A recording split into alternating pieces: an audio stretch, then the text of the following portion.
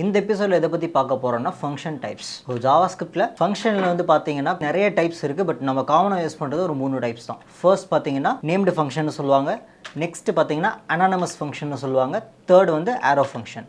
So named ஃபங்க்ஷன்றது நம்ம இதுக்கு முன்னாடி பார்த்தது தான். அந்த நார்மல் ஃபங்க்ஷனுக்கு வந்து ஒரு கீவேர்ட் இருக்க போது, ஃபங்க்ஷன் நேம் இருக்கும், அதுக்குன்னு ஒரு பிளாக் இருக்க போகுது. இதுவே அனானமஸ் ஃபங்க்ஷன் பார்த்தீங்க அப்படின்னா, அனானமஸ் ஃபங்க்ஷனில் ஃபங்க்ஷன் கீவேர்ட் இருக்கும், பட் அந்த ஃபங்க்ஷனுக்குன்னு ஒரு நேம் இருக்காது. அந்த ஃபங்க்ஷனை நான் என்ன பண்ணியிருப்பேன்னா, அந்த நேம்லெஸ் ஃபங்க்ஷனை ஒரு வேரியபிளுக்கு நான் அசைன் பண்ணியிருப்பேன். இதுவே ஆரோ ஃபங்க்ஷன் பார்த்தீங்க அப்படின்னா, கீவேர்டும் இருக்காது, ஆஸ் வெல் அஸ் ஃபங்க்ஷன் நேமும் இருக்காது. சரியா? ரெண்டுமே இல்லாமல் அந்த ஃபங்க்ஷன் அப்படியே நான் என்ன பண்ணுவேன், ஒரு வேரியபிள் அசைன் பண்ணியிருப்பேன். ஃபங்க்ஷனை டிஃபைன் பண்ணுறதுக்காக ஈக்குவல் டு கிரேட்டர் தென்னு சொல்லிட்டு ஒரு ஆரோ மாதிரி ஒரு சிம்பிள் வந்து நான் அசைன் பண்ணுவேன். சரியா? அது வந்து ஆரோ ஃபங்க்ஷன் சொல்லுவாங்க.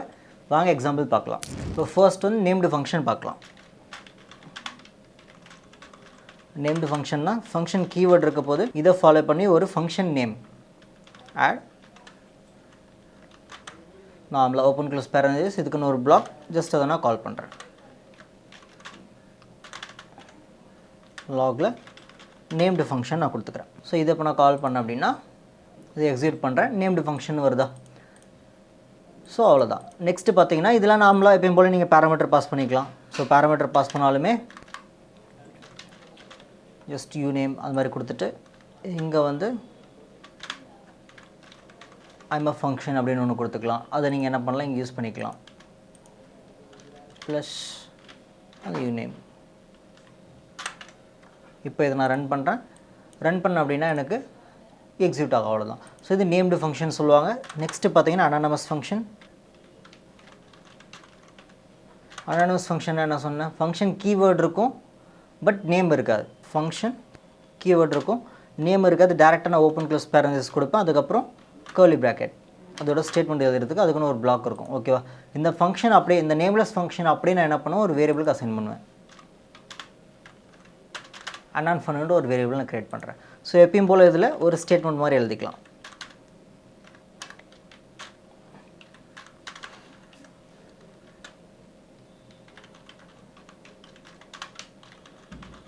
Anonymous function. ஓகேவா? ஸோ ஒரு ஃபங்க்ஷன் வந்து நான் வேரியபிளுக்கு அசைன் பண்ணியிருக்கேன்ல. ஸோ இப்போ எப்படி நான் ஒரு ஃபங்க்ஷனை கால் பண்ணலான்னா, இந்த வேரியபிள் நேமை வச்சு தான் ஃபங்க்ஷன் கால் பண்ண முடியும். Annan fun. ஸோ இது என்ன தான் வேரியபிளாக இருந்தாலும் ஒரு ஃபங்க்ஷனை தான் வேல்யூவாக வாங்கியிருக்கு, கரெக்டாக? ஸோ அதனால் நீங்கள் எப்பயும் போல் ஓப்பன் க்ளோஸ் பேரன்தீசிஸ் கொடுக்கணும் அந்த வேரியபிளை ஃபாலோ பண்ணி. சரியா? இப்போ இதுவும் எனக்கு என்ன ஆக போகுது, ஜஸ்ட் ரன் பண்ணுறேன். ரன் பண்ணோடனே அனானமஸ் ஃபங்க்ஷன் எக்ஸிக்யூட் ஆகுது. இது அனானமஸ். ஸோ நெக்ஸ்ட்டு பார்த்தீங்க அப்படின்னா ஆரோ ஃபங்க்ஷன்.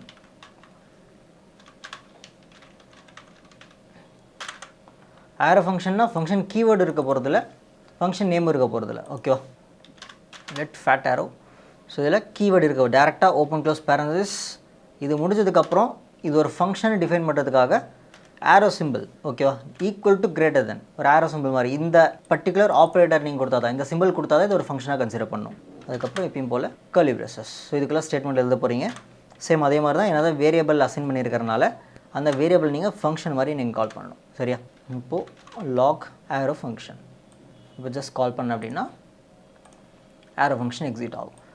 இப்போது இந்த ஆரோ ஃபங்க்ஷனுக்கு அனானமஸ்க்குள்ள டிஃப்ரென்ஸ் என்னென்னு பார்த்தீங்கன்னா, இப்போ இந்த நேம்டு வந்து காமனாக நம்ம யூஸ் பண்ணுறது தான். பட் இது ரெண்டுத்துக்கும் மெயின் டிஃப்ரென்ஸ் என்னென்னா, இப்போ இந்த அனானமஸ் ஃபங்க்ஷனில் ஃபார் எக்ஸாம்பிள் ஒரு 2 பேராமீட்டர் பாஸ் பண்ணுறேன்னு வச்சுப்போமே.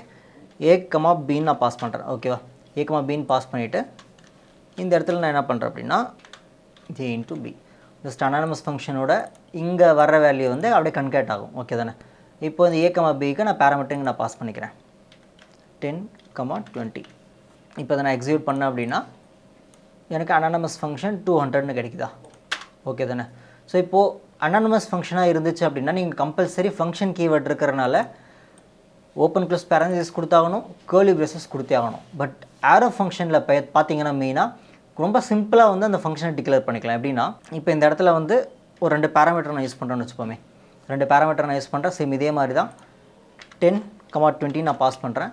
இந்த வேல்யூ அப்படின்னு நான் யூஸ் பண்ணுறேன் A into B. ஸோ இங்கே யூஸ் பண்ணாலும் எனக்கு எப்பயும் போல் ஒரு நார்மல் ஃபங்க்ஷன் மாதிரி தான் இருக்க போது. Okay, arrow function 200. பட் இதில் ஆரோ ஃபங்க்ஷனில் இன்னும் கொஞ்சம் சிம்பிளாக வந்து கோட் எழுதலாம். இந்த இடத்துல ஆரோ ஃபங்க்ஷனை பொறுத்த வரைக்கும் ஒரே ஒரு சிங்கிள் ஸ்டேட்மெண்ட் இருந்துச்சு அப்படின்னா எனக்கு இந்த கர்லி பிரேசஸ் தேவையில்லை. பட் நார்மலாக இதுவாக இருந்துச்சுன்னா, அனானமஸாக இல்லை நேம்டு ஃபங்க்ஷனாக இருந்துச்சுன்னா கம்பல்சரி நீங்கள் அந்த கர்லி பிரேசஸ் கொடுத்தே ஆகணும். இல்லைனா கண்டிப்பாக வந்து எரர் த்ரோ பண்ணும். ஓகே, பட் ஆரோ ஃபங்க்ஷனில் ஒரே ஒரு ஸ்டேட்மெண்ட் தான், இந்த பிளாக்குள்ளே ஒரே ஒரு ஸ்டேட்மெண்ட் தான் இருக்குது அப்படின்னா உங்களுக்கு கர்லி பிரேசஸ் யூஸ் பண்ண தேவையில்லை. இப்போ நான் ரன் பண்ணுறேன், ரன் பண்ண அப்படின்னா ஸ்டில் எனக்கு ஆரோ ஃபங்க்ஷன் 200ன்னு அந்த அவுட்புட் வந்து பார்க்க முடியும். நெக்ஸ்ட்டு பார்த்தீங்கன்னா இன்கேஸ் என்னோடய ஃபங்க்ஷனில் ஒரே ஒரு பேராமீட்டர் இருக்குது அப்படின்னா இங்கே நான் என்ன பண்ணுறேன்னா லெட் நியூ ஃபன்னு வச்சுக்கலாம். நியூ ஃபங்க்ஷன் ஒன்று, அதே மாதிரி ஒரு பேரந்தேஸ் ஒரு ஃபங்க்ஷன் மாதிரி நான் டிஃபைன் பண்ணிக்கிறேன். இதில் வந்து லாகில் ஒரே ஒரு பேராமீட்டர், ஓகேவா, நேம் 1ன்ற ஒரு பேராமீட்டர் வச்சுப்போம். இங்கே நான் என்ன பண்ணுறேன், பேராமீட்டரை நான் வாங்கிக்கிறேன், அந்த பேராமீட்டர் நான் இதுக்குள்ளே கால் பண்ணியிருக்கேன். இப்போ பார்த்தீங்கன்னா ஒரே ஒரு பேராமீட்டர் இருக்கா. ஸோ இதுக்கு வந்து நீங்கள் வேல்யூ எங்கே கொடுக்கணும், அந்த ஃபங்க்ஷனை கால் பண்ணும்போது நீங்கள் பாஸ் பண்ணுவீங்க அந்த பேராமீட்டருக்கு ஆர்குமெண்ட். நியூ ஃபன் இதில் நீங்கள் என்ன பண்ணுறேன், நேம் வந்து இப்போதைக்கு ஜஸ்ட் ஜான்னு வச்சுக்கிறேன், ஓகேவா, ஜான். இப்போ நான் ரன் பண்ணேன் அப்படின்னா எனக்கு கீழே பார்த்தீங்கன்னா ஜான்னு வருதா. சிங்கிள் பேராமீட்டராக இருக்கிறனால இதுவே வந்து மல்டிபிள் பேராமீட்டர்ஸ் கொடுக்கும்போது எனக்கு கர்லி பிரேசஸ் மட்டும் தேவையில்லைன்னு சொன்னேன். இதுவே சிங்கிள் பேராமீட்டராக இருந்தால் இந்த பேரந்தசிஸும் எனக்கு தேவையில்லை, டேரெக்டாக வந்து ஒரு ஃபங்க்ஷனை அப்படி எழுதிக்கலாம் ஜான், ஓகேவா. இதுவே நீங்கள் console.log கொடுக்குறனால நீங்கள் ஃபுல்லாக எழுதணும். இப்போ இன்கேஸ் ஏதாச்சும் ஒரு வேல்யூ ரிட்டர்ன் பண்ணுறீங்கன்னு வச்சுப்போமே, ஒரு வேரியபிள் மாதிரி லெட் ஃபர்ஸ்ட் நேம்னு ஒரு வேரியபிள் நான் வைக்கிறேன், ஓகேவா. ஃபர்ஸ்ட் நேமில் பிரெண்டன் நான் வைக்கிறேன், ஓகே. பிரெண்டன் ஒரு ஃபங்க்ஷன் நான் டிக்ளேர் பண்ணுறேன். என்னோடய ஃபங்க்ஷனோட நேம் என்னென்னா ரிட்டர்ன்டு ஃபங்க்ஷன் ஒரு நேம் வைக்கிறேன்.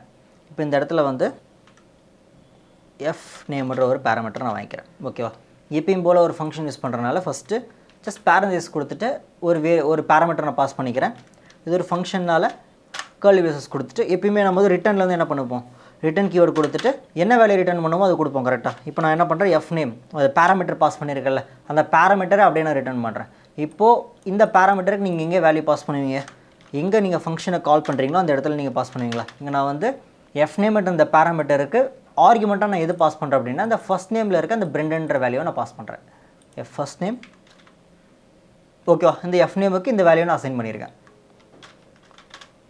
எஃப் நேமுக்கு வந்து இந்த பிரெண்டன் இது வந்து அசைன் ஆகிருக்கும், ஓகேவா. இப்போ இந்த இந்த இந்த ஃபங்க்ஷனில் வந்து என்ன நடந்திருக்கும் அப்படின்னா இந்த எஃப் நேமுக்கு பிரெண்டன்ற வேல்யூ வந்து அசைன் ஆகும். எது மூலிமா அப்படின்னா ஃபஸ்ட் நேம் மூலிமா, சரியா. இப்போ பார்த்தீங்க அப்படின்னா ஒரே ஒரு பேராமீட்டர் தான். ஸோ எனக்கு இந்த பேரந்தசிஸும் தேவையில்லை, ஒரே ஒரு ஸ்டேட்மெண்ட் தான், ரிட்டன் ஸ்டேட்மெண்ட்டாக இருக்கிறனால உங்களுக்கு கர்லி பிரேசஸ் தேவையில்லை, அதே மாதிரி ரிட்டன் கீவேர்டும் தேவையில்லை, ஓகே. ரொம்ப சிம்பிளாக இருக்கா. ஸோ இது ஒரு ஃபங்க்ஷன். இப்போது இந்த ஃபங்க்ஷன் என்ன பண்ணியிருக்கு, இப்போது எஃப் நேம் மட்டும் இந்த வேல்யூ ரிட்டர்ன் பண்ணியிருக்கு. ஸோ அதனால் நீங்கள் வேறு ஒரு வேரியபிளுக்கு அசைன் பண்ணிக்கலாம். ஃபைனல் அவுட்புட் விண்டோ ஒரு வேரியபிள்.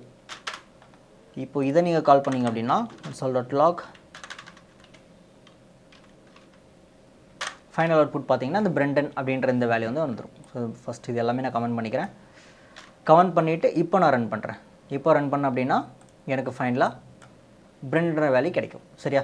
ஏன்னா இந்த ரிட்டர்ன்ட் ஃபன் அப்படின்ற இந்த வேரியபிள் என்ன பண்ணியிருக்கேன், ஒரு ஃபங்க்ஷனாக கொடுத்து ஒரு எஃப் நேம்ன்ற ஒரு வேல்யூ ரிட்டர்ன் பண்ணியிருக்கேன். ஸோ ரிட்டர்ன் பண்ணியிருக்கிறனால ஃபைனல் அவுட்புட் அப்படின்ற இந்த வேரியபிளில் அந்த வேல்யூ வந்து நான் என்ன பண்ணியிருக்கேன், அசைன் பண்ணியிருக்கேன், சரியா. அதனால தான் ஃபைனல் அவுட்புட்டில் பிரெண்ட்ன்ற இந்த வேல்யூ வந்து எனக்கு வந்துருக்கு. ஸோ இதான் வந்து நேம்டு ஃபங்க்ஷன், அனானமஸ் ஃபங்க்ஷன், ஆரோ ஃபங்க்ஷன் சொல்லுவாங்க. ஸோ நெக்ஸ்ட் எதை பற்றி பார்க்கலாம்னா ஹையர் ஆர்டர் ஃபங்க்ஷன்னா என்ன, கால்பேக் ஃபங்க்ஷன் என்ன பார்க்கலாம். ஃபர்ஸ்ட் வந்து ஹையர் ஆர்டர் ஃபங்க்ஷன். சிம்பிளாக ஹையர் ஆர்டர் ஃபங்க்ஷன்றது என்ன அப்படின்னா ஒரு ஃபங்க்ஷன் வந்து நார்மலாக கால் பண்ணும்போது ஒரு நார்மல் வேல்யூவாக ப்ரிமிட்டிவ் வேல்யூ ஆர்குமெண்ட் பாஸ் பண்ணுவோம் இல்லையா, அதே மாதிரி தான் கால் பண்ணும்போது வேற ஒரு ஃபங்க்ஷனே வந்து வேல்யூவை ரிசீவ் பண்ணும். ஆர்குமெண்ட்டை ரிசீவ் பண்ணுறதுக்கு பேர் தான் ஹையர் ஆர்டர் ஃபங்க்ஷன் சொல்லுவாங்க. எக்ஸாம்பிள் வந்து ஃபங்க்ஷன் ஒன்று ஒன்று டிக்ளேர் பண்ணுறேன். ஃபங்க்ஷன் ஒன் console.logல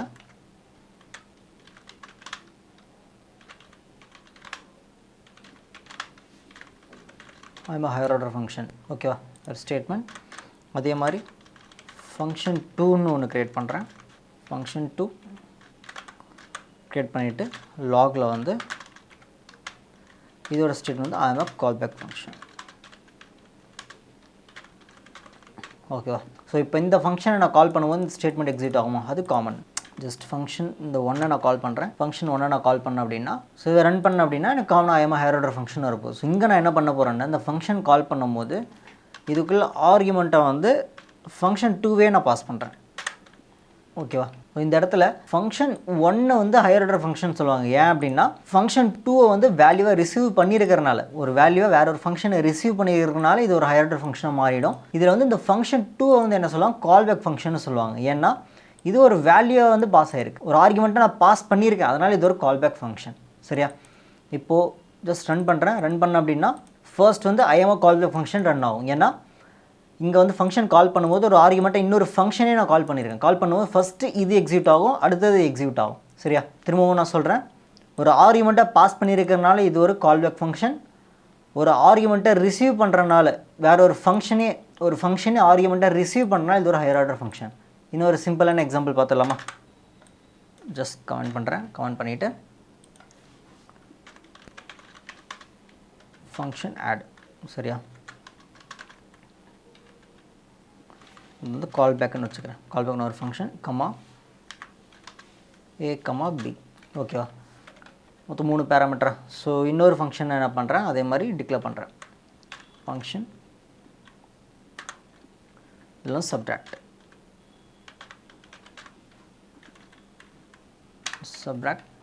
இதில் வந்து 2 பேராமீட்டர் num1, num2. இதில் ஒரு 2 பேராமீட்டர் ரிசீவ் பண்ணுறேன். ஸோ இங்கே பார்த்தீங்கன்னா இப்போ இந்த இடத்துல ஃபர்ஸ்ட் வந்து console.logல a + b இது வந்து நான் பிரிண்ட் பண்ணிக்கிறேன். அடுத்து பார்த்தீங்கன்னா அதே சப்ராக்ட்லேயும் log num1 + num2. ஸோ இப்போ பார்த்தீங்க அப்படின்னா ஆட்ன்ற அந்த ஃபங்க்ஷனை கால் பண்ணிவிட்டு இங்கே ஃபர்ஸ்ட் பேராமீட்டர் இருக்குல்ல, இந்த கால்பேக் இருக்குல்ல, இதுக்கு நான் என்ன பண்ண போகிறேன்னா வேல்யூவை வந்து இந்த ஃபங்க்ஷனே நான் பாஸ் பண்ண போகிறேன். அது எப்படி பாஸ் பண்ணலாம்? சப்ராக்ட். நீங்கள் இந்த மாதிரி ஒரு வேரியபிளுக்கு அசைன் பண்ணாமல் ஆர்குமெண்ட்டாக பாஸ் பண்ணோம் அப்படின்னா நீங்கள் டேரெக்டாக வந்து ஒரு ஃபங்க்ஷன் மாதிரி இப்படி கால் பண்ணலாம். ஒரு ஃபங்க்ஷன் மாதிரி இப்படி கால் பண்ணிங்க அப்படின்னா இதுக்குள்ளே என்ன ஸ்டேட்மெண்ட் இருக்கோ அது எக்ஸிக்யூட் ஆகிடும். சரியா? பட் இப்போ நீங்கள் என்ன பண்ண போகிறீங்க, வேறு ஒரு பேராமீட்டருக்கு பாஸ் பண்ணுறதுனால ஜஸ்ட் அது ஒரு ரெஃபரன்ஸ் மட்டும் தான் நீங்கள் பாஸ் பண்ணணும். ஒரு ஃபங்க்ஷன் மாதிரி நீங்கள் கால் பண்ணக்கூடாது. ஓகே? ஸோ இப்போ நான் என்ன பண்ணிவிட்டேன், இந்த கால்பேக் என்ற இந்த பேராமீட்டருக்கு சப்ராக்ட் இந்த ஃபங்க்ஷனை வேல்யூவை பாஸ் பண்ணிவிட்டேன். அதே மாதிரி A, B இந்த 2 பேராமீட்டர் இருக்கா. ஸோ இதுக்கு நான் என்ன பண்ணுறேன், 20, 40 ஒரு 2 பேராமீட்டர் நான் பாஸ் பண்ணிட்டேன். ஓகே? இந்த 2 பேராமீட்டருக்கு ஒரு 2 வேல்யூ நான் பாஸ் பண்ணிட்டேன். ஓகே, நெக்ஸ்ட்டு பார்த்திங்க அப்படின்னா இந்த சப்ராக்டை இந்த கால்பேக்குள்ளே அசைன் பண்ணியிருக்கேனா. இப்போ இந்த கால்பேக் இந்த பேராமீட்டரை நான் யூஸ் பண்ணவே இல்லை. இது யூஸ் பண்ணுற வரைக்கும் எனக்கு என்ன ஆகாது, இந்த ஃபங்க்ஷன் வந்து எக்ஸிக்யூட் ஆகாது. இப்போ நான் என்ன தான் ரன் பண்ணாலுமே எனக்கு அவுட்புட் வரப்போகிறது A + B அது மட்டும் தான் எக்ஸிக்யூட் ஆகும். ஏன்னா ஏக்கு வந்து 20ன்ற வேல்யூ அசைன் ஆகும், பிக்கு வந்து 40ன்றது அசைன் ஆகும். ஸோ 20 + 40 60 தான் எக்ஸிக்யூட் ஆகுமே தவிர்த்து இந்த சப்ராக்ட்ன்ற ஃபங்க்ஷன் வந்து எக்ஸிக்யூட் ஆகுது. ஏன்னா வேறு ஒரு வேரியபிளுக்கு நான் வந்து பாஸ் பண்ணியிருக்கேன். வேரியபிள்னு சொல்லலை, பேராமீட்டர் சொல்லலாம். இந்த பேராமீட்டர் வந்து நான் எப்போ கால் பண்ணுறனோ, ஓகேவா, இந்த வேரியபிள் வந்து ஒரு ஃபங்க்ஷன் ஹோல்ட் பண்ணியிருக்கனால இது ஒரு ஃபங்க்ஷனாக அது ஆட் ஆகும். இது எப்போ நான் கால் பண்ணணும் அப்போ தான் எனக்கு என்ன ஆகும், இது எக்ஸிக்யூட் ஆகும். இப்போது இந்த இடத்துல என்னென்ன பண்ணுறேன், இங்கே இதுக்குள்ளேயே கால் பேக். ஓகேவா? ஸோ கால் பேக் இதை நான் கால் பண்ணிவிட்டு இப்போ நான் எக்ஸிட் பண்ணேன் அப்படின்னா அவுட்புட் நீங்களே பாருங்கள், நாட் அ நம்பர்னு வரும். அது ஏன்னு நான் சொல்கிறேன். ஓகேவா? 60 ஃபஸ்ட்டு எனக்கு 16 வருது. ஏன்னா இந்த ஃபங்க்ஷன் நான் கால் பண்ணும்போது எனக்கு இந்த பிளாக்கில் போகும்போது ஃபஸ்ட்டு console.logல A + B, ஏக்கு வந்து 20 நான் பாஸ் பண்ணியிருக்கேன், பிக்கு வந்து 40 பாஸ் பண்ணியிருக்கேன். ஸோ 16 வரும். அடுத்து பார்த்தீங்கன்னா கால் பேக் அப்படின்ற அந்த ஃபங்க்ஷன் நான் கால் பண்ணியிருக்கேன். ஏன்னா கால் பேக்கை நான் கால் பண்ணியிருக்கேன் அப்படின்னா இந்த பேராமீட்டருக்கு வேறு ஒரு ஃபங்க்ஷனே நான் வேல்யூவாக பாஸ் பண்ணியிருக்கேன். அதுக்கு பேர் தான் கால் பேக் ஃபங்க்ஷன் சொல்லுவாங்க. இப்போது இந்த கால்பேக் இந்த பேராமீட்டரை வந்து நான் இங்கே ஒரு ஃபங்க்ஷன் மாதிரி கால் பண்ணேன் அப்படின்னா இந்த சப்ராக்ட்ன்ற அந்த ஃபங்க்ஷனுக்குள்ளே போகும்போது இதில் ஒரு பிரிண்டிங் ஸ்டேட்மெண்ட் நான் கொடுத்துருக்கேன். console.logல num1 + num2 கொடுத்துருக்கேன்னா இந்த num1 + num2க்கு வந்து வேல்யூ தான் நான் பாஸ் பண்ணியிருக்கேன், ஆர்குமெண்ட் இல்லை.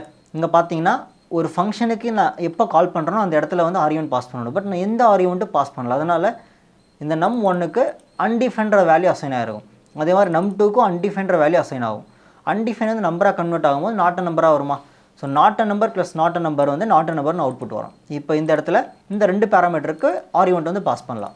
இதுக்கு வந்து 100 num1க்கு, அதே மாதிரி num2க்கு வந்து 200 நான் பாஸ் பண்ணுறேன். இப்போது நான் வந்து எக்ஸிக்யூட் பண்ணேன் அப்படின்னா 60 300 வரும். ஏன்னா ஃபஸ்ட்டு இந்த பிளாக்குள்ளே போகும், இந்த ஃபங்க்ஷன் கால் பண்ண உடனே இதுக்குள்ளே போன உடனே ஃபஸ்ட்டு இந்த பிரிண்டிங் ஸ்டேட்மெண்ட் எக்ஸிக்யூட் ஆகிடும். 40 + 20 60 வந்துடும்.